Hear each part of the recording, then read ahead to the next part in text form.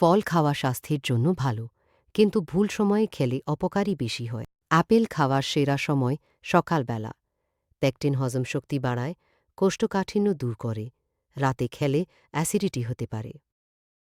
কলা দুপুরে বা ব্যায়ামের আগে পরে খান, তাৎক্ষণিক শক্তি দেয়। রাতে বা খালি পেটে এড়িয়ে চলুন। কমলা বা লেবু খালি পেটে খাবেন না। সকাল 10টা থেকে বিকেল 4টার মধ্যে খান। খাবারের পরপরই গ্যাস হতে পারে। তরমুজ দুপুরবেলা খান। প্রচুর জল শরীর হাইড্রেটেড রাখে।